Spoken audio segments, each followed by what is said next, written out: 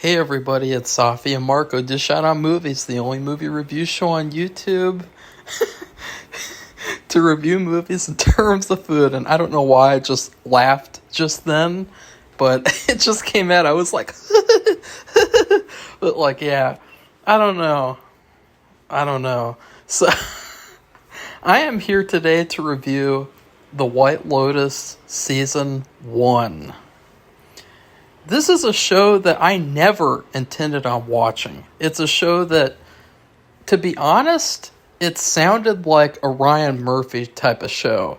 It didn't seem like I didn't know anything about it except for like certain actors that are in it, like Sydney Sweeney, Jennifer Coolidge, and I thought, what is this show? Is this show about like these, vapid, like shallow, like LA, like white people type of characters, these rich people characters that like nobody really cares about in real life because they're so terrible and they don't really care about anyone else but themselves. But like I didn't know really anything about like the vacation aspect. Basically the whole plot of the show, I didn't know anything about it except for my basic judgments about it. And I think it's unfortunate because if I had known about this show and what it was all about and maybe watched a trailer or something, I would have been watching this show day one. So, and recently there has been a lot of people watch The White Lotus as it airs, the new episodes, the new season. And the reason why I say that is because part of the movie experience or the TV show reviewing experience is that I have to go on Twitter to post my reviews. And unfortunately, people on Twitter just do not care about spoilers at all. I mean, at least I make a note. I'm like, spoilers, this movie sucks. And that's basically telling you this is going to be a spoiler review. And I always try to warn people if I'm going to give heavy spoilers. But people on Twitter just do not care. And so I saw a ton of spoilers about this White Lotus Season 3. And, I know how the season ends. And it's like, wow, this is the modern movie TV experience, is that nobody cares like if people are late to the party or just never knew about like a show or a movie. They just want to spoil everything because they treat Twitter like, it's just like, oh, anything goes. And so, let's just post spoilers everywhere. Like, I genuinely think spoilers are like worse than like most things. Like most things, like in terms of speech, in terms of online, like what you see online, nothing is worse than being spoiled. Nothing is worse than being spoiled about something that you're excited about. And so I was like, I was kind of curious about the show. And so I just decided to give it a whirl. There's not that many episodes. It's a modern TV show.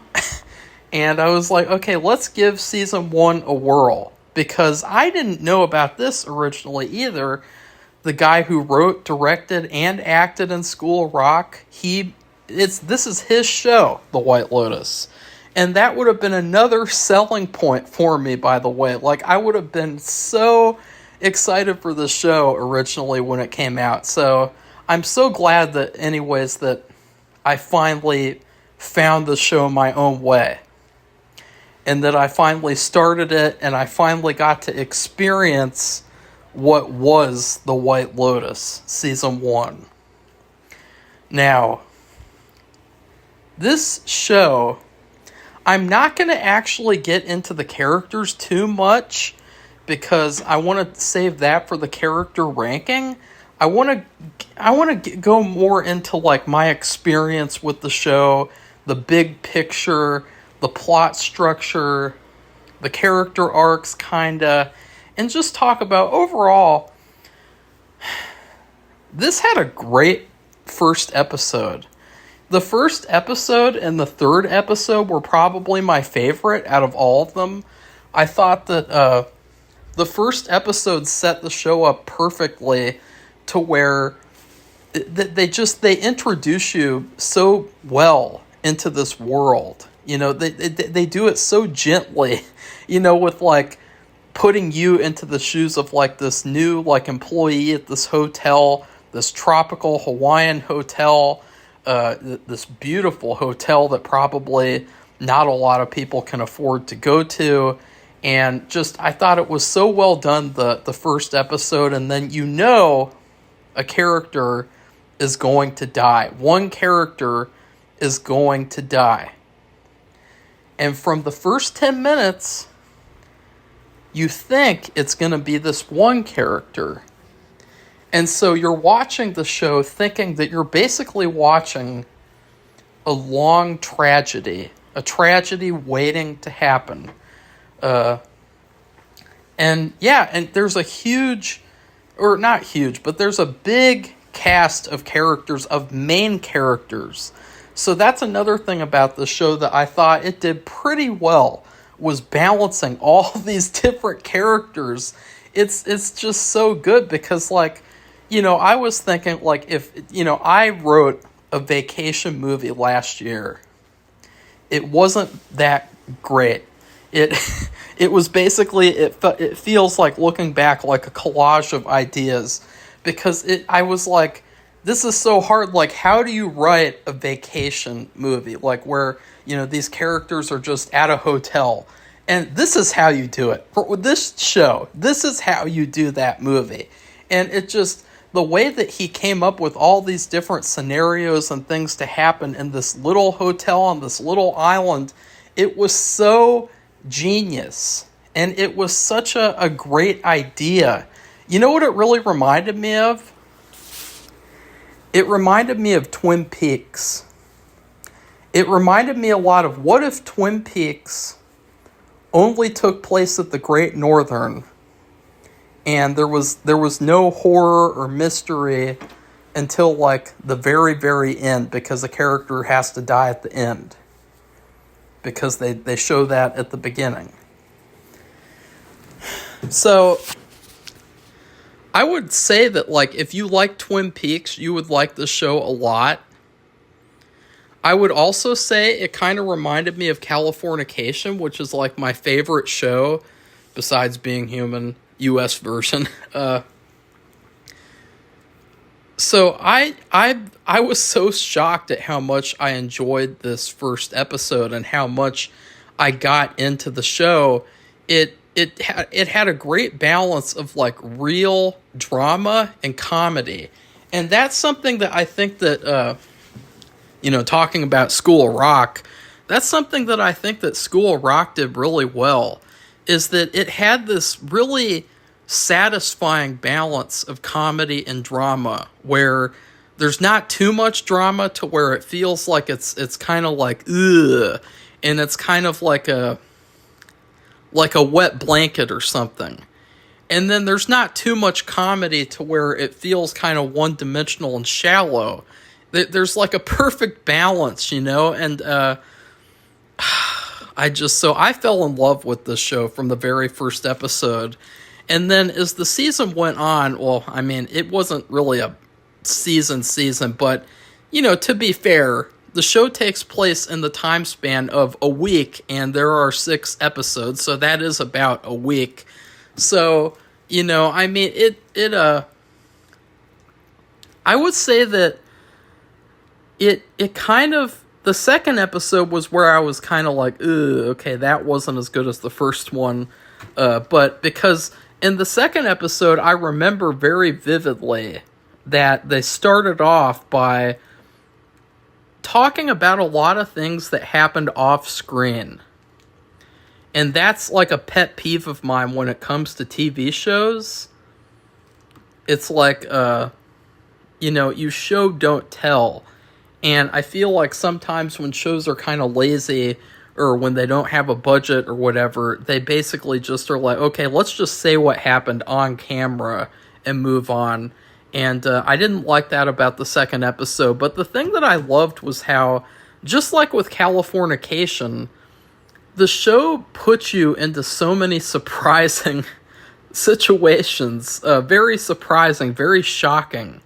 And just these really funny situations that, they either... They're almost like the perfect turn of events that bring on these, like, random things that happen, and these or actually too, there are sequences in this show that are like classic suspense sequences, and I really think that Mike White was onto something when he made this show.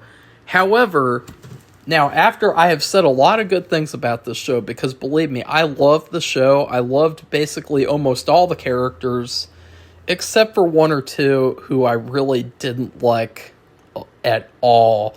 Or actually 3 or 4. There were literally just like 4 characters that I hated, and everyone else I was fine with. But the issue that I had was that for certain parts of the story, the places that they led were kind of like... They were kind of strange. And maybe that was by design, because there's a lot of strange things about this show. That reminds me of Toy Story, right? Isn't that they have the song like, strange things are happening to me, and I don't know what to do about it. The Randy Newman song. Yeah, it was Strange Things, yeah. That's funny. But, there's a lot of times in the season where you feel like one thing is going to happen, and then another thing happens, but it's just kind of like a really, really, like, underwhelming thing. And I think that the moments that really felt underwhelming kind of took away from the overall experience, because I guess it's just like, life is random, and you never know what's going to happen, and there are surprising things that happen, and just weird random little things, and then sometimes things that you think will turn out a certain way, they don't turn out a certain way. They just kind of... there are some red herrings in this season too. I'm not going to get into those right now, but there are some red herrings where you think it's going to go one way, and it doesn't, and nothing really comes of it. And then I also just thought that, like, it kind of gave me the experience of a vacation in an odd way. At the end of a vacation, there's this kind of sadness. There's this sadness that you're going home, and there's this, and there's this kind of like, oh, that whole experience is over now, type of thing. And I felt that whole experience starting on episode 5 out of 6 episodes. And so I think that kind of took away from it, because I think that at the end, it was kind of sad. It was kind of like a downer overall. Like the whole season's very funny. There are some positive things that happen, especially for the most innocent characters morally, which are... Well, I'm not going to get into characters really, as I have said a million times. But I guess I could just say overall, like, I really liked Steve Zahn and his wife. I wasn't expecting to like them, because I thought they seem kind of like they're full of themselves. They're rich, stupid LA people. But as the season went on, like, both of them were very human. And the mom especially, I've never really liked her as an actress before. I don't know her name, the one who plays the mom, but I loved her in this show. And there were so many funny moments, too, where this show was also very, surprisingly, very, very, like, anti-agenda. And I don't want to say woke, but it was very anti, like, agenda, like, modern agenda bullshit. Like, it was on the opposite end of that shit. And the mom had the greatest comebacks to her daughter, played by Sydney Sweeney, whenever she would say something really stupid, really like, just modern bullshit that she's basically parroting off of Twitter or whatever, wherever she gets it from. And because that's all of these characters, a lot of the characters are like satirical characters. And so one thing that they show with these two teenage girls, because Sydney Sweeney brings along a friend, but they show them reading books all the time. And they reveal that they don't even actually read the books. They have a book stylist who picks out books for them to sit with and pretend like they're reading. I mean, that is like the most insulting thing that you could show of like, okay, these young modern women, they pretend that they're so smart and they pretend that, they're wiser than everyone and they know the reality of everything and, this kind of like pessimistic worldview. But then when you get to the heart of it, they don't even read. Like these characters, like they don't even want to sit and read a book. For real, they just sit there and pretend to read. It's just so funny and perfect and such a great satire of modern women nowadays. And also a lot of good satire of men, too, in the show, especially Steve Zahn's character. He feels like he's the exact same character from Diary of a Wimpy Kid. And at first I was really, really sad because I was like, oh no, like in the first episode, you think he has terminal cancer. And it's like, oh God, no, that's going to be such a downer for this whole season. Like that's really just going to be that's going to be like his story. But thankfully it wasn't. And, his character, he was really, really funny with his comebacks. They're probably one of my favorite moments of the whole show because he did do some stupid things too. And he was very, very much like a caricature at some points. But one of my favorite parts is when they're talking about how, white people stole these islands and they stole, blah, blah, blah, blah, blah. And it's like, yeah, okay. Because it's like, this is the hypocrisy, is that they act like nobody in any other culture ever stole any land or any, all of that. It's like every culture did that for years and years and years. But only one race of people and only one culture gets criticized for it. And you can guess which one it is. And so that's what Steve Zahn says. He basically says, like, welcome to the world. And what do you think we're going to do about it? You think we're just going to give away all of our money? And I was like, God, both of those parents were based. They were 100% based. They were awesome. I loved their story. Another part of the story that I loved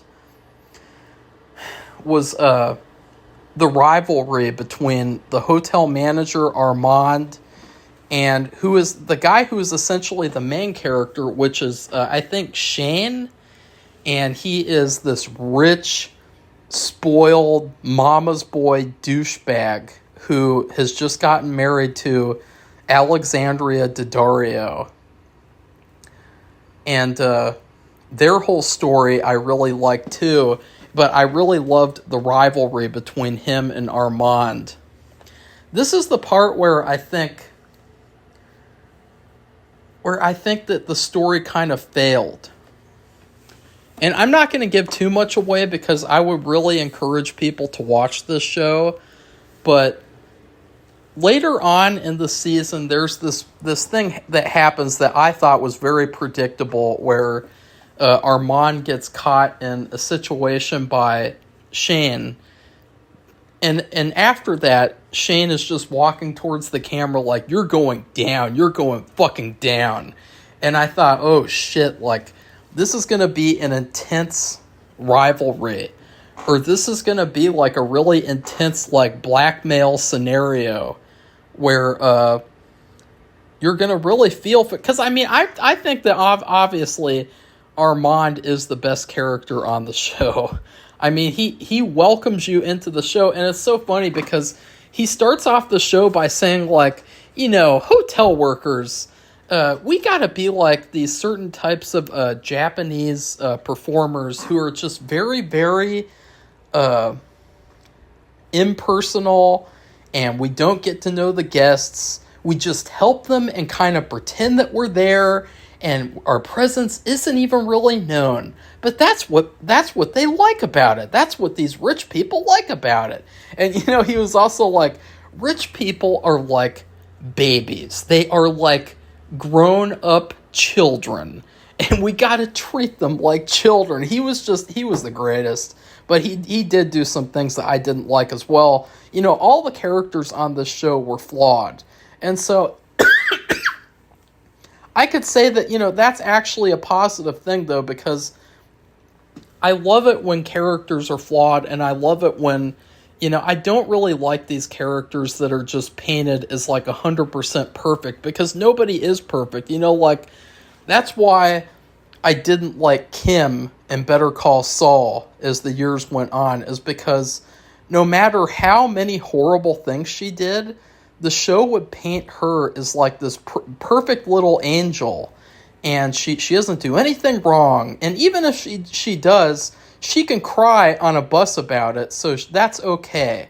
But then every other character who does something bad, they have to face the harsh consequences of the Breaking Bad universe.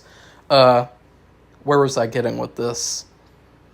Okay, well, instead of this rivalry really excelling to the next level in the last 2 episodes, it really doesn't. He just does like the normal, like, rich douchebag thing, which is he calls Armand's boss, complains, and then basically gets him fired, and then that leads to the final conflict in the last episode. But the final conflict, if the certain thing didn't happen as a result of that, it would have just been like a juvenile type of just typical Armand thing to do. Or actually, like, and still, it's like you feel bad for Armand because he is like years sober, and he has tried to better himself and to change and to get over his addiction and to, be this hotel manager. But just this whole rivalry with this guy pushes him over the edge, and all the situations that he's put into as well. Like in the first episode, which I think the first episode is probably the best one of the season, because it did such a good job at like putting you into this world. But I loved it when the trainee, she was pregnant, and he was just completely oblivious. And you're thinking, like, this is funny, but it's also kind of depressing and kind of dark. But in the second episode, he feels really badly about it. And so he's not this, like, horrible person like the Shane guy, the rich piece of shit, which, by the way, that is Pete from The Office. And I hated him on The Office. He's, like, one of my least favorite characters from The Office. I didn't think that I could ever hate him any more than I hated him on The Office. But, oh wow. His character on this show, I hated with a passion. And what's funny, too, is I think that they were kind of aware of his character on The Office, like, in terms of, like, wanting to make... Like, maybe they even didn't like his character on The Office either, because they gave him a Cornell hat, like Andy. And if you guys don't know, he stole Andy's girlfriend away from him on The Office. And the thing that was really bothersome about it was that he was just the most stupid, lame, one-dimensional character. And he was so unlikable. And he was so bland and boring. And, the way that they really ruined Andy as a character made you dislike Pete even more because, Andy had already gone through his arc where he got Erin back, and then he loses her to this Pete guy. And it's like, F this guy. But and it's also funny too, by the way, because his name on The Office was Plop, and then the final conflict in this season centers around a dump. So I just think that that's really funny how that worked out. And also, in talking about connections to other movies and shows, Steve Zahn, who I really think is like an underrated actor. He's such a great and funny and charming and likable actor. He was in Saving Silverman with Jack Black. And to me, like, Jack Black's best movies are School of Rock and Saving Silverman. So I didn't even think about that at first, but I thought that's really funny that he was in a Mike White movie or show after he did School of Rock. So, anyways, so yeah, other than that, I think that for the most part, I really enjoyed this season. You know, there were certain characters that you really, really didn't know what to think about at first, and the more and more you knew about them, the more and more you liked them. And then there were other characters where you didn't really know much about them, and then you learned more, and the more you learned, the more you just didn't really care or kind of hated them. And the storyline that I really didn't like this season was the one where Sydney Sweeney's friend, I don't know what her, I think, I don't know what she is, but she was in the 2019 Black Christmas remake. That's a red flag, okay? And her character is probably even worse than Sydney Sweeney. She's very racist. And, you know, the stuff that she says about white people is just totally, totally not okay. And she gets into a relationship with this hotel worker named Kai. And their whole relationship story, it's funny because I guess it's kind of like a deconstruction of typical, like, vacation movies. Because typically, in a vacation movie, the young boy, the son, he falls in love with a girl, and then they either continue the relationship or he has to say goodbye to her and go home. And in this show, she falls in love with this guy because they have sex all the time. So that's basically the definition of falling in love nowadays, according to modern shows and shit. But yeah, they just basically have like a fling. I mean, she always treated it like a fling. He thought it was going to be something more. And just the whole relationship story with them and what she does to him screws his whole life up, basically. It's really, really messed up. And I guess you could say that, like, it really showed how bad her character was and how hypocritical her character was, too. Because the whole season, she was talking about how the white people stole their land and they stole the people's traditions and all that garbage. But then what she has him do is steal from this family, and it's so funny, and it's so perfect in how real it is. And that's something that I could say about this show that really, really helped me personally, is how real it was. And I'm going to open up a bit here because, you know, I want to make sure that people know that I'm coming from a place of, like, being, like, genuine, like, you know, I guess, like, Steve Zahn's character. I basically sound exactly like him. I want to open up. I want to open up about all the, you know, but seriously, in the past couple of months, and this is going to be a bit personal, so, yeah, that's okay. I loved the whole story with Jennifer Coolidge and Belinda. They have this, basically, it seems like it's going to be like this nightmare story for Belinda, who's like the head of the spa, because she gets stuck with Stifler's mom, who's like this rich lady that you think, oh God, she's going to be like a nutcase character. But it actually turns into like this really sweet friendship story where it's such a great friendship, and the way that it started, you didn't expect it to be like that. You didn't expect it to be this sweet and kind of like really heartwarming story, but also funny and kind of flawed at the same time, because these characters, they paired so well together. And so, yeah, but anyways, when you make a movie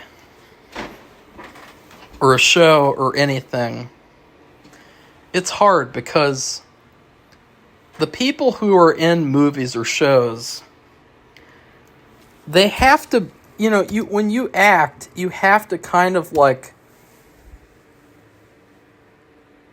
they say you have to separate yourself from the character. And that's like the traditional form of acting. But the truth is, you need to not have a separation. You need to put yourself into the character to make it real. It needs to feel real. And I shot a bunch of footage that I look back on and I cringe looking at it. I can't look at it. It's hard for me to even think about it. And this show, it really showed me, at least like again, because I've seen it sometimes, I've seen it quite a few times. I mean, a lot of movies nowadays, they're not very real. They're basically like AI slop. But this show really showed like the difference between like what is real emotion, what are real relationships versus what is a fake, phony, bullshit relationship. Because I have this movie and there's two romances in it. Basically, it's kind of like a parallel romance. And the footage that I got, I thought it was good when I shot it. I thought it was really good. I thought it was funny. It was fun. It was a really good experience. But then I watched it, and it didn't feel real at all. And so I had to make a very hard decision and let this person go, because the way that I could see all these things that I didn't see when I was filming, and the way that they treated it was so blatantly fake and so bad. And it really, really kind of like struck me. And so watching this show helped me see that. And helped me see that, like, hey, wait a second. Art is art. I mean, it's just art. But why should I have to settle for something that's less than what I know can be? Like, I know that I can do better than what I shot, and I can make something that feels real like this show as much as I can. Why should I settle and let that be the final product? And let that be what defines me as an artist? And so I really appreciated the show for that. It was very hard to do that, actually. It stressed me out so much that I had a IBS flare up, but I was thankful I got to watch this show, because this show really helped me through that whole situation. It was very, very much like a comfort show. I would say another interesting thing about the show too is that it's really good to watch in the evening, like at late night, and it's good to watch in the early morning. There's not many shows like that. Like the show's either good to watch at day or at night, not both. This is a show that I could comfortably comfortably watch in the morning and in the evening. Another thing that I really loved about the show was the story of the son, Quinn. The way that his character started, you thought that you knew him. You thought he was just this rich, stupid kid who was like obsessed with porn because, the girls, they have basically their preconceptions about all young men. They're all obsessed with porn. And, I've heard that before. That's like that's like a stereotype. And then he's always on his phone. He's always playing video games. And the way that his sister and her friend treat him is terrible. And this was one of my big flaws with the show, is that I didn't understand why the parents couldn't just get him a separate room.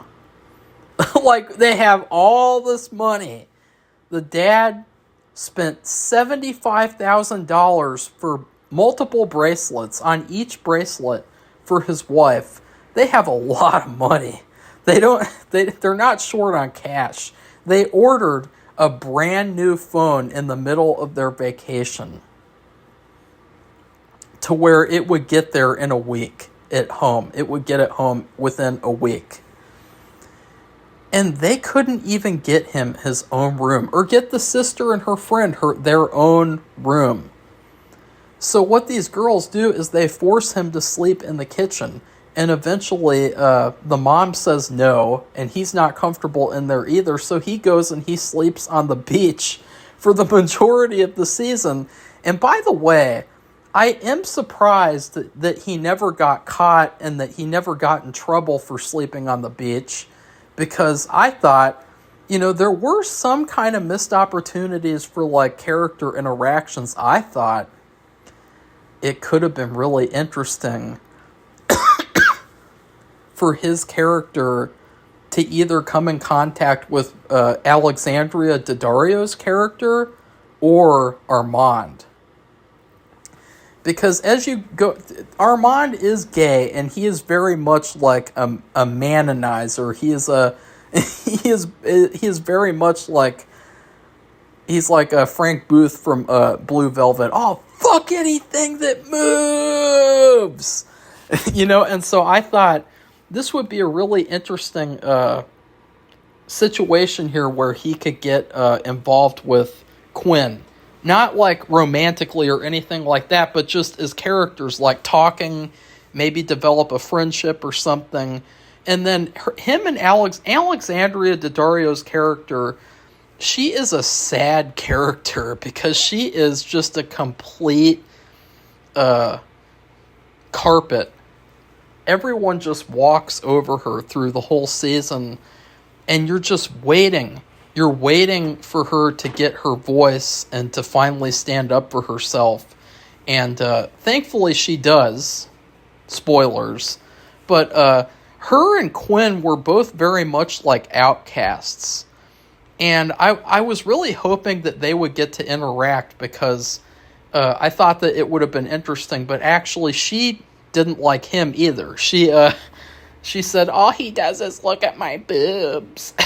So she didn't like him either, and but I thought that was sad because they're both very much like the outcasts of the show, and so it would have been a cool interaction if they had gotten to know each other or something, because then later on in the season she eventually gets her own room, spoiler alert, and he could have stayed in her room with her as well. It had 2 beds. So, anyways,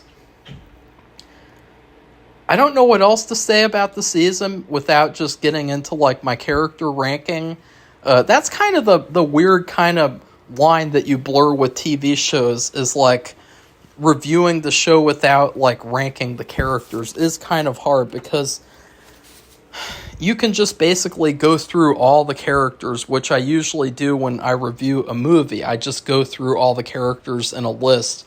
But I would say overall, this was a very smart, funny, dramatic, fun, sad show. And I am so glad that I watched it, even with the flaws and all.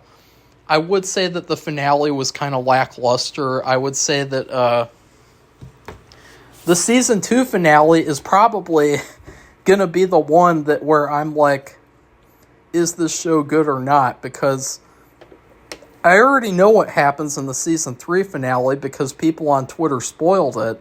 So the season 2 finale is going to be the test for me because finales mean a lot. You know, a good show is only as good as its finale.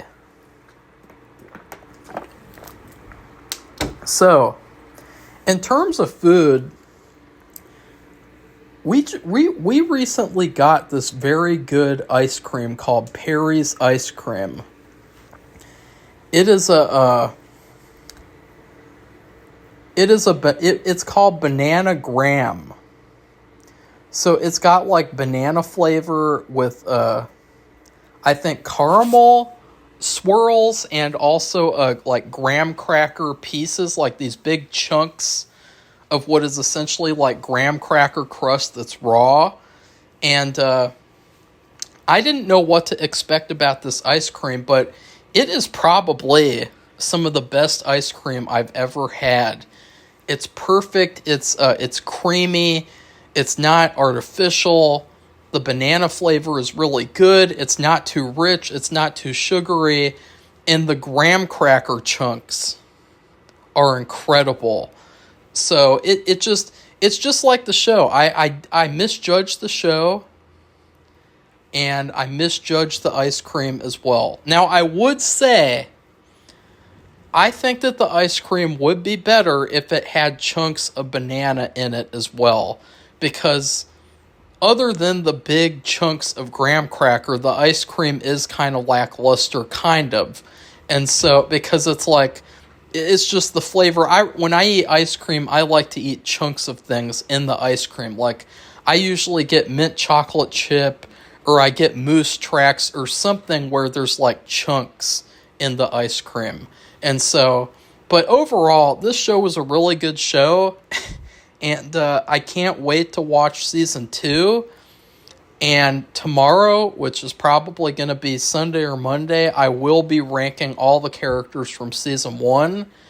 And yeah, please like this video, comment, tell me what you thought of The White Lotus season 1.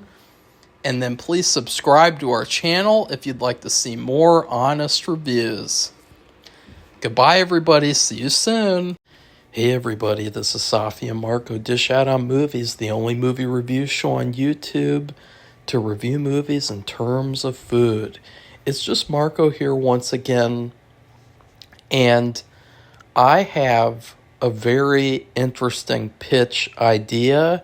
It's a very short pitch. In fact, I probably could have just talked about it in the last video. So I might actually, in fact, I'm going to do that because there's 2 things that I didn't mention because I was having allergy issues last night when I was filming the main part of the review. And so I was just totally out of it. I was like, oh, I got to get this done. I got to get this done because I thought I was going to upload it last night. So that happens sometimes, you know. April is always the worst month in terms of allergies. You know, it's funny because the last couple of months, I have not really had any issues pretty much with allergies, at least, you know, like hardly any issues at all. But now that it's April, they're kind of starting to seep in a little bit. And yeah. So anyways, the first 2 things that I wanted to mention, number one of the plots that I mentioned that you thought it was going to go somewhere, but it didn't, this was actually a big issue for me for 2 reasons. So, the stupid, one of the 2 stupid girls, Tweedledee and Tweedledum, the one who had an affair with Kai, she brought this bag full of drugs, including this prescription medication for panic attacks. And I did hear, because I did have really bad anxiety, and my doctor did say that there is like specific medication for that, for like panic attacks, public panic attacks, But Armand ends up getting the bag because these two girls leave it behind on the beach because they're so careless and dumb. And Armand, this is what actually helps break his sobriety, is that he actually starts taking the pills in there, and it's kind of like a uh-oh moment where he starts taking the panic attack pills, and it's like, uh-oh, like he's going to he's gonna, eat all of this girl's medication, and then when she actually needs it, he's not going to be able to give it to her. And I thought, it was super inappropriate of him to just go through like guest stuff like this, and to like to even keep it, like I just think, like, I draw the line like at prescription medication, because it's like that's something that you really, really need. It's not something that, like, oh, like he's just like even if he was just stealing something really like small or little or just random, like it's not right to do that. And so that was one of the main issues that I have with Armand as a character. But it actually never came up that she got a panic attack and that she would actually need the medication. So that never really paid off. It just kind of seemed like she was like, oh, I need it. And maybe that was kind of the point. There was also, like, I think the point of that with Quinn's story, where he was like, I need a new phone. I need to play video games all the time. I need electronics. And he really didn't need that at all. And then he discovered the canoe team and he joined them. But I thought that it was super weird that girl was put through these really intense, horrible situations that she constructed herself, where she got that guy to steal from the family that brought her there to vacation. And I thought that whole series of events was a recipe for a panic attack. In fact, I think that probably one of the worst moments of the show is when the husband and wife go back inside the hotel while Quinn and the two girls go out to sea. Because I didn't expect Quinn to scuba by himself, but that could have been a really powerful sequence where that girl did end up having a panic attack, and him and the sister had to help her through it, which would be even more like dark, because it's like, she is the one who did something wrong to them in this moment, of course, because we do know that the sister stole her boyfriend before, which is really, really gross and disgusting. And honestly, like, I could never imagine going on a vacation with someone who stole my girlfriend away. I was going to say romantic partner, but I didn't want to sound like a fucking weirdo. So that was one of the things that I wished had paid off. I think it was just a red herring, though, but I really thought that the way that they constructed the plot, there were a couple of perfect moments. There was also the moment where the dad was going on his, based rant at dinner, where he was talking about, like, what are we supposed to do to say sorry? Are we supposed to just give away all our money? Like, I would say to that, by the way, I would say, no, you don't have to give away all your money, but you could be a little bit nicer to people that you encounter, and you could help people out if you think that they need it. Like, you don't have to give away all your money, but you have enough money to give money to people, to help people out that are less fortunate than you. And so, but I know, whatever. And that's semantics. Anyways, the second story, this is not something that I wished had paid off. It did pay off. I mean, the whole story of Quinn discovering himself, and basically, I mean, I think that he probably had the best outcome out of all the characters on the show, or maybe the second best outcome. We'll have to see in season 2. But when he joins the canoe team at the end and he runs away from his family at the airport, that part was kind of queer. that part was kind of like, okay, this is like corny Hollywood stuff, because if he did that in real life, he would not just be able to run away from his family like that. You know, he's 16 years old. He's not 18. If he was 18, if he was just about to graduate from high school and he was 18, that would have been perfectly fine. It still would have been kind of, I mean, I just couldn't really see it realistically. But I just thought it was kind of like a fairy tale. It kind of reminded me of the Florida Project, the way that he just runs off and he's with the canoe team. I thought that was, because it's like they really didn't answer the main series of questions that you would have realistically too. Like, number one, where is he staying? He's not staying at the hotel because he doesn't have any reservations there anymore. He couldn't afford reservations because he doesn't have any money. Number two, where does he get any money to eat or to do anything? And it's like, you know, those are basic questions that they could have at least answered to make the situation feel a little bit more realistic. But other than that, you know, through the whole season, he was an outcast, and you could see and understand why he would just want to, you know, break away from these people who don't really value him as a person. I mean, the mom, you know, the whole season, she was like, oh, you girls have to be nicer to him. You have to be really nice. But she never really did anything to force their hand to make them be nicer. Even when it came to just the sleeping arrangement, like, that was not okay. Like, that, I really hated that whole thing, because it was like, this is a horrible way to treat another person.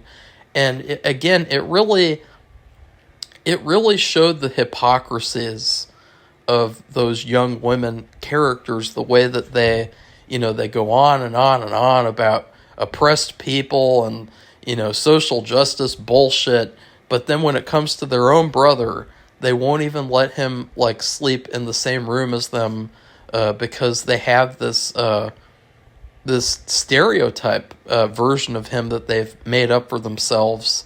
And it just, I really, really despise that. I think, you know, again, I hated those two characters, but that was my big gripe. I really thought the finale in general was kind of a letdown. I mean, also, I didn't even realize this, and I know that this is going to sound embarrassing because, you know, I was paying close attention to this show. I was not, like, looking at my phone or doing stuff related to the movie or anything, but I didn't realize that the Alexandria Daddario and Shane got back together at the end. I thought, ugh, gross. Because, like, it's one thing to say, like, okay, like, he went through a character arc and he changed, quote unquote, but you could tell he didn't change. I mean, you saw how he acted in the first episode to that old couple. You know, like, he hasn't changed at all. And so I just thought that was all fake and phony and Hollywoody. And you know what else I didn't like about it? It reinforced the typical Hollywood thing that's been happening now, which is, you know, you saw it in Star Wars, Disney Star Wars, and you see it all the time now where the female character, she gets with the bad guy and she stays with the bad guy. Instead of doing what's good for her, what's good for the rest of her life, she gets with the bad guy character. And so I didn't even realize, I just thought that he was being like a mature adult and that he was just, you know, saying, like, as a friend that he would be there for her because he realized that he had been wrong or something. But it wasn't. It was, I guess they got back together at the end. And so I really didn't like that either. I mean, that was kind of like the whole point of the season, was that she finally stood up for herself and got away from him, that fucking piece of shit. I mean, wow, he was just the absolute worst. But anyways, finally, now on to the topic of this video, or I guess the second part of the main video. Now, Mike White has never made a sequel to School of Rock. So imagine this. Imagine School of Rock, but at the White Lotus. Okay, so here's how you do it. All of the members of School of Rock, all of the old members, maybe a couple of new members sprinkled in here and there, all of them get back together. Maybe they broke up, or maybe they became really famous and they all kind of went their own ways. I don't know. Come up with whatever you want. But they all go on vacation together at the White Lotus, and they all reunite, and they're all staying at the White Lotus together. That would be incredible. Okay, I'm talking about Ned, Dewey, all the members. I know that, unfortunately, very sadly, the guy who played Freddy, he did get killed in a hit-and-run accident, which was really, really horrible. But all of the members you could have come back, and that way, instead of feeling like you'd have to do like a sequel, like a School of Rock sequel where, okay, what are we going to do here? Let's just retread what we did in the first movie. Like, you have a guy going to a school pretending to be a substitute, and then he teaches them how to do music, and he puts them in a band to make money. Like, you can't really do that plot again, can you? I mean, you can't really do that with the same characters. So what do? You could make like a hybrid sequel, and this is exactly what I suggested for Fargo and The Big Lebowski, is instead of making The Big Lebowski 2, make a Fargo season, The Big Lebowski 2, to where it's like, because you get to have your cake and eat it too. You get a season of The White Lotus, and you get a School of Rock sequel all in one. That would be legendary, and it would be perfect. You know what else would be really funny too? What if the family from season 1 comes back to visit Quinn?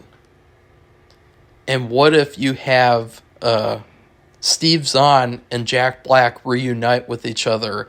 Not as the same characters from Saving Silverman, but Jack Black would be Dewey, and then Steve Zahn would be the dad of the Mossbacher family. Like, that would be hilarious. It would be so good. And you could only imagine the stuff that would happen. I mean, nobody even has to die at the end of the season. Like, that's the thing. Like, if you just got a School of Rock sequel at the White Lotus, everyone would love that. It would be the most anticipated season of the whole series. And so it's unfortunate because I tried to look up like a way to write like fan mail to Mike White, because I was going to write to him and tell him that he needs to do this, but I couldn't find anything. So I'm going to see if I can try to send him like a DM or something, because I just think that would be legendary to see like all those characters grown up in this other show almost. And it would be so interesting because, I don't think that there's really ever been a hybrid sequel like that before. The closest kind of thing that I could think of is Split. The way that you thought for the whole Split movie that it was this original thriller horror movie, and then at the very end, boom, they surprise you and they go, actually, this is a sequel to Unbreakable, and there's going to be another one. Like, that was really exciting and really cool before they ruined it with that terrible Glass movie. So just imagine how cool it would be for School of Rock 2 at the White Lotus. Boom. Amazing A+ story pitch right there. Now, finally, please like this video, comment, and subscribe. I already said that in this video before. Goodbye, everybody. See you soon for the White Lotus character ranking, Season 1 edition. Goodbye.